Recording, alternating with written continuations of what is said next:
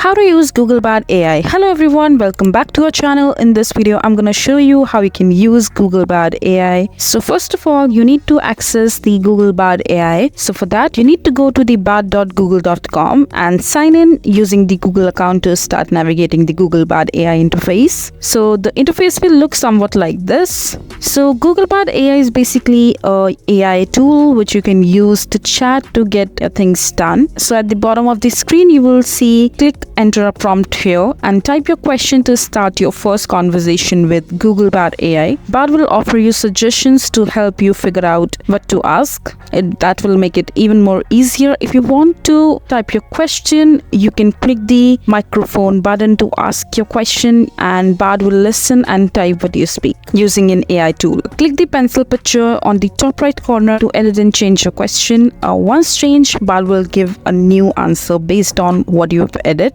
Click on the plus icon in the left part of the prompt box to upload a photo and ask your queries about the picture you uploaded. So this way you can also get the unique titles or captions for your social media posts or your YouTube videos, anything you like, using thumbnail. Googlebot AI also comes with 3 draft or formats. You can select which one align with your desired result and it will look something like this. After Googlebot AI generating results for your first prompt, you can always ask follow-up questions until you get the best answer of your question. Click thumbs up if Bot's response is good and thumbs down if it's bad. By doing this, you are helping Bot to improve since it is still in experimental phase. You can click the Google It button for more insight regarding your queries. When you click the related suggestions by Googlebot AI, it will redirect you to the Google web page. This feature is only available with this language module because it is from Google. So there is a latest update in Googlebot. With that latest update from the Bot, we can now publicly share a link to the prompt and response or even the entire chat to a third-party service. So just click on the share button to choose whether to share a specific prompt or response or the entire chat like this,